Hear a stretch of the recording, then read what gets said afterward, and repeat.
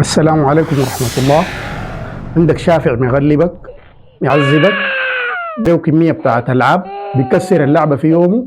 ده عندي له حل. الحل اللي جبته لك الليلة له شنو؟ من التراث السوداني. جيب له الزنبارة وخليه يزنبر. طب صغير يا شباب، قبال ما نزنبر لايك شير اكسبلور متابعة عشان الحساب يقدر يترفع شوية ونوصل تراثنا لغيرنا، ويلاكم نزنبر. خليه يزنبر زي حبوبة دي، شوفها بتزنبر كيف.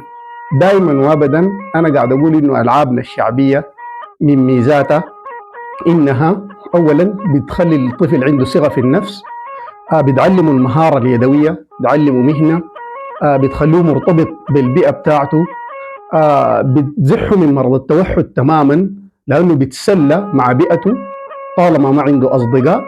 وعشان كده انا الليله جبت لكم الفيديو ده وداير اعلمكم كيف بتصنع الزنباره. ويلا نزنبر، خلي ولدك يزنبر معانا بزنبارتنا التراثيه القديمه. يلا مع زنباره محتاجين شنو يا جماعه؟ محتاجين قصبه ومحتاجين قرقار ومحتاجين موس، بس حاجه بسيطه ما بتكلفك حاجه خالص خالص. بنمسك القصبه بنصنع النطاق. النطاق ده شنو؟ زي ما شايفين فوق بنعمل جرح في نهايه القصبه محل الزنباره، بنخد جرح بالموس، وبعدها بنصنع 3 حفر في القصبه بتاعت الدخن، وبنبدا نقرقر. بنجيب القرقار بتاعنا زي ما شايفين. طيب نحفر الحفر ال3.